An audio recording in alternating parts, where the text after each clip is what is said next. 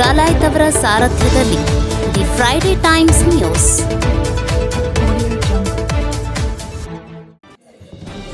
ಜನರ ಕಣ್ಣೊರೆಸುವ ಬಜೆಟ್ ಆಗಿದೆ ವೆಂಕನಗೌಡ ಗೋವಿಂದ ಗೌಡ್ರು. ಈ ಬಜೆಟ್ನಲ್ಲಿ ಆಟೋ ಚಾಲಕರನ್ನ ಕಾರ್ಮಿಕರೆಂದು ಪರಿಗಣಿಸಲಾಗುವುದು ಎಂಬ ಭರವಸೆ ಹುಸಿಯಾಗಿದೆ. ಇದರಿಂದ ಲಕ್ಷಾಂತರ ಆಟೋ ಚಾಲಕರಿಗೆ ನಿರಾಸೆಯಾಗಿದೆ ಎಂದು ಜೆಡಿಎಸ್ ಮುಖಂಡ ವೆಂಕನಗೌಡ ಗೋವಿಂದ ಗೌಡ್ರು ಹೇಳಿದರು. ನಗರದ ಪತ್ರಿಕಾ ಭವನದಲ್ಲಿ ಶುಕ್ರವಾರ ಕರೆದ ಸುದ್ದಿಗೋಷ್ಠಿಯಲ್ಲಿ ಅವರು ಮಾತನಾಡಿ, ಸರ್ಕಾರದ ಶಕ್ತಿ ಯೋಜನೆಯಿಂದ ಸಾಕಷ್ಟು ತೊಂದರೆಯಲ್ಲಿದ್ದ ಆಟೋ ಚಾಲಕರಿಗೆ ಈ ಬಜೆಟ್ ನಿರಾಸೆ ಮೂಡಿಸಿದ್ದು, ಸರ್ಕಾರ ಆಟೋ ಚಾಲಕರನ್ನ ಕೈಬಿಟ್ಟಿದೆ ಎಂದು ಹೇಳಬಹುದು. ಹಸಿವು ಮುಕ್ತ ರಾಜ್ಯವನ್ನಾಗಿ ಮಾಡಲು ಹೊರಟಿರುವ ಸರ್ಕಾರ ಕಳೆದ 3 ತಿಂಗಳಿಂದ ಪ್ರತಿ ಕುಟುಂಬ ಸದಸ್ಯನಿಗೆ ನೀಡಲಾಗುವ ಪಡಿತರ ಹಣವನ್ನ ನೀಡಿಲ್ಲ. ಮಧ್ಯಮ ಹಾಗೂ ಕೆಳವರ್ಗದ ಜನರಿಗೆ ಯಾವುದೇ ಸಹಾಯ ಸಿಕ್ಕಿಲ್ಲ. ಪತ್ರಕರ್ತರಿಗೆ ಬಸ್ ಪಾಸ್ನೊಂದಿಗೆ ವಿಮೆ ನೀಡಿದರೆ ಚೆನ್ನಾಗಿತ್ತು. ಇದು ಬರೀ ಕಣ್ಣೊರೆಸುವ ಬಜೆಟ್ ಆಗಿದೆ ಎಂದು ವೆಂಕನಗೌಡ ಗೋವಿಂದ ಗೌಡ್ರು ಹೇಳಿದರು. ಈ ಸುದ್ದಿಗೋಷ್ಠಿಯಲ್ಲಿ ಬಸವರಾಜ ಅಪ್ಪಣ್ಣವರ್, ಬಾಳಿಕಾಯಿ ಸೇರಿದಂತೆ ಮುಂತಾದವರು ಇದ್ದರು. ಏನಿವತ್ತು ಸಿದ್ದರಾಮಯ್ಯ ಅವರು ಬಜೆಟ್ ಮಂಡಿಸಿದ್ರು, ಆ ಬಜೆಟ್ಟು ರೈತ ವಿರೋಧಿ, ಯುವ ವಿರೋಧಿ ಬಜೆಟನ್ನು ಇವರು ಮಂಡಿಸಿದ್ರು. ಅದ್ರೊಳಗೆ ಯಾರಿಗೂ ಏನೂ ಇಲ್ಲ. ಸುಮ್ಮನೆ ಇವರು ಒಂದು 3 ತಾಸು 4 ತಾಸು ಬರೆದು ಕೊಟ್ಟಿದ್ದು ಓದೋದು ಬಿಟ್ಟರೆ ಅದರೊಳಗೆ ಯಾರಿಗೂ ಏನೂ ಇಲ್ಲ. ಯುವಕರಿಗೆ ಇವ್ರು ಏನಾರ ಹೊಸ ಯೋಜನೆ ತರಬೇಕಾಗಿತ್ತು. ಯಾವ ಹೊಸ ಇಂಡಸ್ಟ್ರಿಗೆ ಇವರು ಹೊಸ ಯೋಜನೆಯನ್ನು ಘೋಷಣೆ ಮಾಡಲಿಲ್ಲ. ಇಂಡಸ್ಟ್ರಿ ತರೋರಿಗೆ ಏನು ಸಬ್ಸಿಡಿ ಸ್ಕೀಮ್ಸು ಏನೂ ಹೇಳಲಿಲ್ಲ. ಇಂಡಸ್ಟ್ರಿ ಬರೋಂಗಿಲ್ಲ, ಉದ್ಯೋಗ ಸೃಷ್ಟಿ ಆಗಂಗಿಲ್ಲ. ಸ್ಟಾರ್ಟಪ್ ಹಬ್ ಅಂತಿದ್ರು ಕರ್ನಾಟಕಕ್ಕೆ. ಸ್ಟಾರ್ಟಪ್ಪಿಗೆ ಇವರು ಏನೂ ಕೊಟ್ಟೇ ಇಲ್ಲ. ಸ್ಟಾರ್ಟಪ್ ಉತ್ತೇಜನ ಮಾಡೋಕ್ಕೆ ವಿಶೇಷ ಯೋಜನೆಗಳಿಲ್ಲ. ಮತ್ತು ಯುವಕರು ಹೆಂಗೆ ಸ್ವಯಂ ಉದ್ಯೋಗಕ್ಕೆ ಬರ್ತಾರೆ? ಮೊದಲೆಲ್ಲ ಭಾಳಷ್ಟು ಯೋಜನೆಗಳು ಸ್ಟಾರ್ಟಪ್ಸ್ ಅಲ್ಲಾಗಿದ್ವು. ಈಗ ಆ ಸ್ಟಾರ್ಟಪ್ಪಿಗೆ ಏನೂ ಕೊಡಲಿಲ್ಲ. ಅಂಥ ಒಂದು ಯುವ ವಿರೋಧಿ ನೀತಿ ಈ ಬಜೆಟ್ ಒಳಗೆ ಐತಿ. ಯುವಕರಿಗೆ ಉದ್ಯೋಗ ಸೃಷ್ಟಿ ಮಾಡೋಕ್ಕೆ ಇವರು ಏನೂ ಮಾಡಲೇ ಇಲ್ಲ. ಭಾಳ ಅಂದರೆ ಇವರು ಒಂದು 4 ಕಡೆ ಅವು ಏನೋ ಸ್ಕಿಲ್ ಡೆವಲಪ್ಮೆಂಟಿಗೆ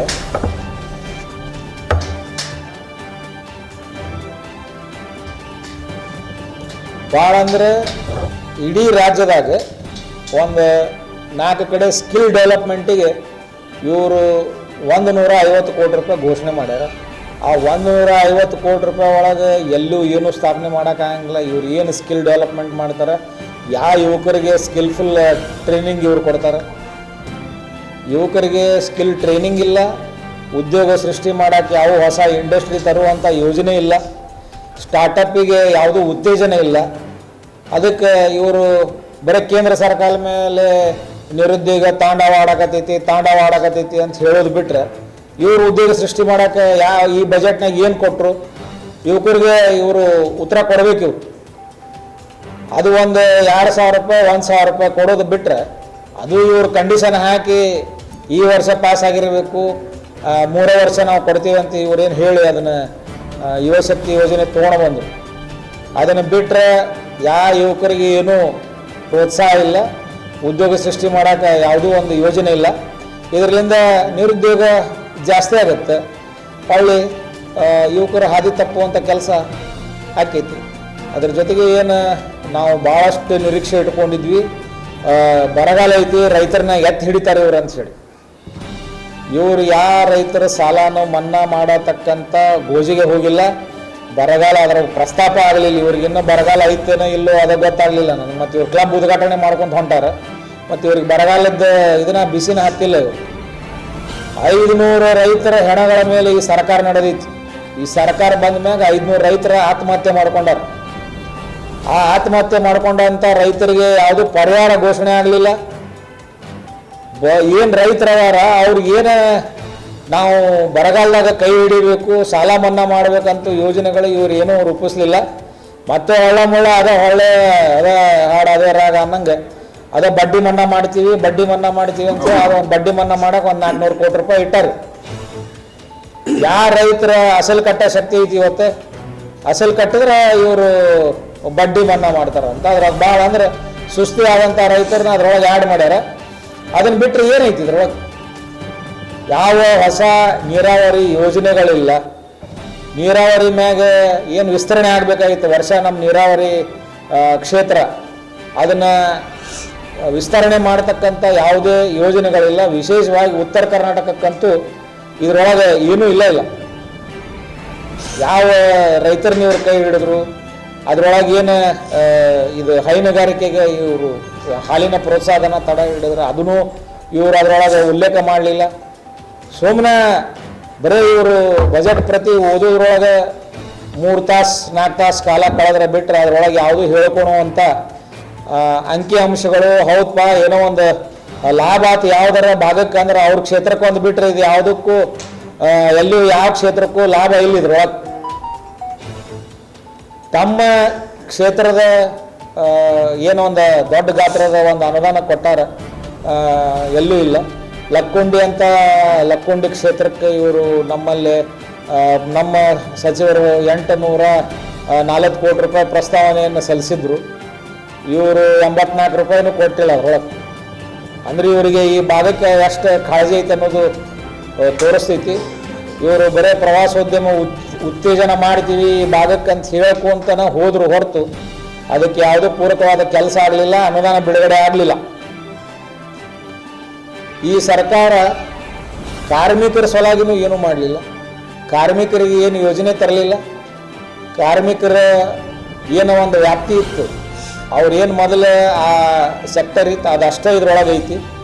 ಮೊನ್ನೆ ನಮ್ಮ ಕಾನೂನು ಸಚಿವರು ನಾವು ಆಟೋ ಚಾಲಕರನ್ನ ಕಾರ್ಮಿಕರಂತ ಘೋಷಣೆ ಮಾಡ್ತೀವಿ, 12ನೇ ತಾರೀಕು ಮಟ್ಟ ತಾವು ವೇಟ್ ಮಾಡಿರಿ ಅಂತ ಹೇಳಿದರು.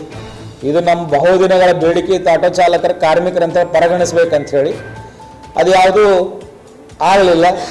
ಇವತ್ತು ಶಕ್ತಿ ಯೋಜನೆಯಿಂದ ಆಟೋ ಚಾಲಕರು ಟ್ಯಾಕ್ಸಿ ಚಾಲಕರು ಬೀದಿಗೆ ಬಂದಾರ. ಅವ್ರು ನೀವು ಎತ್ತಿ ಹಿಡಿಯೋ ಕೆಲಸ ಆಗಬೇಕಿತ್ತು. ಇವರೇ ಹೇಳಿದರು, ನಮ್ಮ ಚುನಾವಣೆ ಒಳಗೆ ಆಟೋ ಚಾಲಕರೆಲ್ಲ ನನ್ನ ಕೈ ಹಿಡಿದಿರಿ, ನಾನು ನಿಮ್ಮನ್ನ ಕೈ ಬಿಡುವುದಿಲ್ಲ, ನಿಮ್ಮನ್ನ ಕಾರ್ಮಿಕರಾಗಿ ಮಾಡ್ತೀವಿ ಅಂಥೇಳಿ ವಾಗ್ದಾನ ಮಾಡಿ ಹೋದರು. ಅದು ಆಗಲಾರ್ದಕ್ಕೆ ಇವತ್ತು ಆಟೋ ಚಾಲಕರು ತುಂಬ ಬೇಸರಗೊಂಡಾರ. ನಿಮ್ಮ ಏನು ಕೈ ಹಿಡಿದ್ರು ಅವ್ರನ್ನ ನೀವು ಕೈ ಬಿಟ್ಟಿರಿ ಅಂತ ಹೇಳಕ್ಕೆ ನಾನು ಇಷ್ಟಪಡ್ತೀನಿ. ನಿಮ್ಮ ಕೈ ಹಿಡಿದು ನಿಮ್ಮನ್ನ ಏನು ಹೊಳ್ಳಿ ಒಂದು ಶಾಸಕ ಸ್ಥಾನ ತಂದು ಕೊಟ್ಟರು ಅಂಥ ಒಂದು ಸಮುದಾಯವನ್ನು ನೀವು ಕೈ ಬಿಟ್ಟಿರಿ, ಅವ್ರನ್ನ ಎತ್ತಿ ಹಿಡಿತೀರಿ ಅಂತೇಳಿ ನಾವೇನು ಅಂದ್ಕೊಂಡಿದ್ವಿ. ಇವತ್ತು ಲಕ್ಷಾಂತರ ಆಟೋ ಚಾಲಕರು ಟ್ಯಾಕ್ಸಿ ಚಾಲಕರು ನಿರಾಶೆಗೊಂಡಾರ. ನಿಮ್ದು ಏನೂ ಇಲ್ಲ ಇದ್ರೊಳಗೆ. ಹಸಿವು ಮುಕ್ತ ರಾಜ್ಯ ಮಾಡ್ತೀವಿ ಅಂಥೇಳಿ ಅದನ್ನು ಮತ್ತು ಅದನ್ನು ನಾವು ಅಷ್ಟು ಮಂದಿಗೆ ಅಕ್ಕಿ ಕೊಟ್ಟಿವಿ, ಇಷ್ಟು ಮಂದಿಗೆ ರೊಕ್ಕ ಕೊಟ್ಟಿವಿ ಅಂತ ಅಲ್ಲೇ 3-4 ತಿಂಗಳಾಗ್ತಿದ್ದು ಮೇಲಿಂದ ರೊಕ್ಕ ಬರಲಾರ. ಅದೇನು 170 ರೂಪಾಯಿ ಏನೋ ಬರ್ತೈತಿ. ಆ 170 ರೂಪಾಯಿ 3-4 ತಿಂಗಳಾಗ್ತದೆ ಬಂದಿಲ್ಲ. ಅದಕ್ಕೇನು ತಾವು ಕ್ರಮ ಕೈಗೊಂಡ್ರೆ ಹಳೆ ಬಾಕಿ ಕೊಡೋಕೆ ಮುಂದೆ ಅದು ಯಾವುದೂ ನಿಂದಿರ್ಲಾರ್ದಂಗೆ ಅದು ಬರೋಕೆ ತಾವು ಏನೂ ಕ್ರಮ ಕೈಗೊಂಡ್ರೆ ಅದರೊಳಗೆ ಏನು ವಿವರಣೆ ಇಲ್ಲ. ಬರೀ ಹಂಗೆ ಡೈಲಾಗ್ ಒಂದೇ ನಿಮ್ದು, ಹಸಿವು ಮುಕ್ತ ರಾಜ್ಯ. ಅದು ಡೈಲಾಗ್ ಬಿಟ್ಟರೆ ಏನೂ ಇಲ್ಲ. ಯಾವ ಮಧ್ಯಮ ವರ್ಗದವ್ರಿಗೆ ಕೆಳವರ್ಗದವ್ರಿಗೆ ಒಂದು ಸಪೋರ್ಟ್ ಸಿಗಬೇಕಾಗಿತ್ತು ರಾಜ್ಯ ಸರ್ಕಾರದಿಂದ, ಅದು ಯಾವುದೂ ಸಿಕ್ಕಿಲ್ಲ. ಇವರು ಕಣ್ಣು ಒರೆಸುವಂಥ ಗ್ರಾಮೀಣ ಪತ್ರಕರ್ತರಿಗೇನೋ ಪಾಸ್ ಕೊಟ್ರಂತ ಫ್ರೀ. ಗ್ರಾಮೀಣ ಮಟ್ಟದಾಗ ಎಷ್ಟು ಪತ್ರಕರ್ತರದ ಕೊಡಬೇಕಿತ್ತು, ಇನ್ಶೂರೆನ್ಸ್ ಕೊಡಬೇಕಿತ್ತು. ಇವ್ರೇನಾರ ಅಷ್ಟು ಪತ್ರಕರ್ತರ ಬಗ್ಗೆ ಕಾಳಜಿನ ಇತ್ತಂದ್ರೆ ಎಷ್ಟು ಅದನ್ನು ಬೇಡಿಕೆ ಇಟ್ಕೊಂಡಿದ್ರು ಎಲ್ಲ ಪತ್ರಕರ್ತರು. ಸುಮಾರು ದಿನಗಳಿಂದ ಅದರ ಬಗ್ಗೆ ಪ್ರಸ್ತಾವನೆ ಮನವಿ ಸಲ್ಲಿಸ್ಕೊಂತಾನೆ ಅದಾರೆ ಎಲ್ಲ ಪತ್ರಕರ್ತರು. ಇನ್ಶೂರೆನ್ಸ್ ಕೊಡಬೇಕಿತ್ತಲ್ಲ, ಸುಮ್ಮನೆ ಅದೊಂದು ಕಣ್ಣು ಒರೆಸೋ ತಂತ್ರ ಅದ. ಫ್ರೀ ಪಾಸ್ ಕೊಟ್ಟರೆ ಎಷ್ಟೊಂದು ಲಕ್ಷಾಂತರ ಹೆಣ್ಮಕ್ಳು ಫ್ರೀ ಅಡ್ಡಾಡಕತ್ತಾರ. ಅದ್ರಾಗ ಇವರು ಒಂದು 4 ಮಂದಿ ಅಂತ ಹೇಳಿ ಮಾಡ್ಯಾರ. ಇದನ್ನು ಬಿಟ್ಟರೆ ಇವ್ರಿಗೇನು ಪತ್ರಕರ್ತರ ಬಗ್ಗೆ ಕಾಳಜಿ ಇಲ್ಲ. ಸುಮ್ಮನೆ ಅದನ್ನೊಂದು ಕಣ್ಣು ಒರೆಸೋ ಒಂದು ತಂತ್ರ ಮಾಡ್ಯಾರ. ನಿಜವಾಗ್ಲೂ ನಿಮ್ಮ ಕಾಳಜಿ ಇತ್ತಂದ್ರೆ ಪತ್ರಕರ್ತರಿಗೆ ಎಲ್ಲರಿಗೂ ತಾವು ಇನ್ಶೂರೆನ್ಸ್ ಕೊಡಬೇಕಾಗಿತ್ತು. ಅದ್ರ ಜೊತೆಗೆ ಪತ್ರಕರ್ತರಿಗೆ ಏನು ಮನಿ ಮಾಡಿಕೊಡ್ತೀವಿ ಅಂತ ಹೇಳಿದ್ರೆ ಬರೀ ಭಾಷಣದಾಗನ ಎಲ್ಲರೂ ಮುಗಿದು ಹೋದು ಮನಿ ಕೊಡಬೇಕಿತ್ತು. ಯಾಕಂದರೆ ಸಾಕಷ್ಟು ಪತ್ರಕರ್ತರು ತೊಂದರೆ ಒಳಗದಾರ. ಆ ಮನಿ ಕೊಡುವಂಥ ಯೋಜನೆ ಆಗಬೇಕಿತ್ತು. ಆ ಒಂದು ಏನು ಪತ್ರಕರ್ತ ಸಮುದಾಯ ಐತಿ ಅದನ್ನು ತಾವು ಎತ್ತಿ ಹಿಡಿಬೇಕಿತ್ತು. ಬಸ್ ಪಾಸ್ ಯಾರಿಗೂ ಅವಶ್ಯಕತೆ ಇದ್ದಿದ್ದಿಲ್ಲ. ಯಾಕಂದರೆ ಎಲ್ಲರ ಕಡೆ ಬೈಕ್ ಅದ, ಬಸ್ ಹತ್ತದ ಎಲ್ಲರೂ ಕಡಿಮೆ. ಯಾಕಂದರೆ ಎಲ್ಲ ಕಡೆ ರಿಪೋರ್ಟಿಂಗ್ ಮಾಡೋಕ್ಕೆ ಹೋಗ್ಬೇಕಂದ್ರೆ ಆ ಟೈಮಿಗೆ ಬಸ್ ಹೆಂಗಿಲ್ಲ, ಅವರು ಬೈಕ್ ಮೇಲೆ ಅವಲಂಬಿತ ಅದಾರ. ಇದು ಏನು ತಾವು ಘೋಷಣೆ ಮಾಡಿರಿ ಇದು ಒಂದು ಫ್ಲಾಪ್ ಘೋಷಣೆ. ಸುಮ್ಮ ಒಂದು ಕಣ್ಣು ಒರೆಸೋಕೆ ಸುಮ್ಮನೆ ಪತ್ರಕರ್ತರು ನೀವು ಅದ್ರಾಗ ತೊಗೊಂಡಿರಿ. ಆ ಒಂದು 3 ತಾಸಿನ ಭಾಷಣದಾಗ ಅನ್ನೋಕೆ ಅಷ್ಟೇ ಅದು ಒಂದು ಲೈನ್ ನೀವು ತೊಗೊಂಡ್ರಿ, ಅದು ಒಂದು ಮಾಡಿರಿ ಅನ್ನೋದು ಬಿಟ್ಟರೆ ಇದ್ರೊಳಗೆ ಏನೂ ಇಲ್ಲ.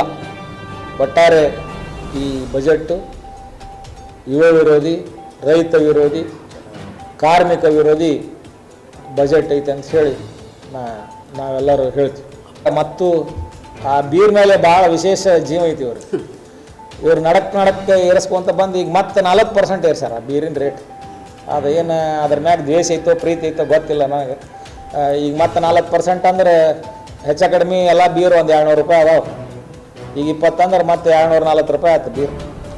ಮೊದಲೇ ಬ್ಯಾಸಿಗೆ ಭಾಳ ಐತಿ, ಪಾಪ ಬೀರ್ ಕುಡಿಯೋರಿಗೆ ಭಾಳ ಹೊರೆ ಮಾಡ್ಯಾರ ಸರ್ಕಾರ. ಇದು ಹುಡುಕ್ರಂದ್ರೆ ನಮ್ಮ ಇವ್ರಿಗೆ ಸಿಟ್ಟು ಬರ್ತೈತಿ, ಅದ್ರ ಮಧ್ಯ ಪ್ರಿಯರ ಮೇಲೆ ಈ ಸರ್ಕಾರ ನಡೆದೈತಿ. ಇದು ಅವ್ರು ಕೈ ಕೊಟ್ರಂದ್ರೆ ಸರ್ಕಾರನ ಮುಕ್ಕೊಂತಿದ್ವಿ, ಇದಕ್ಕೆ ಆದಾಯನೇ ಇಲ್ಲ ಇದು. ಆಮೇಲೆ ಆಸ್ತಿ ನೋಂದಣಿನ 14% ಏರ್ಸಾರ. ಬಡವರು ಮಧ್ಯಮ ವರ್ಗದವರು ಆಸ್ತಿ ಹೆಂಗೆ ಖರೀದಿ ಮಾಡಬೇಕು? ಯಾಕಂದ್ರೆ ದಿನಕ್ಕೆ ದಿನ ಜಗದ ರೇಟು, ಫ್ಲ್ಯಾಟಿನ ರೇಟು, ಜಗದ ರೇಟು, ಮನಿ ರೇಟ್ ಎಲ್ಲ ಏರಾಕತ್ತಾವ. ಕನ್ಸ್ಟ್ರಕ್ಷನ್ ಕಾಸ್ಟ್ ಹೆಚ್ಚಿಗೆ ಆಗ್ಯಾವ.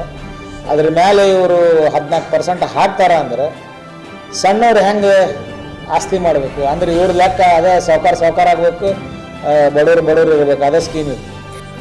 The Friday times news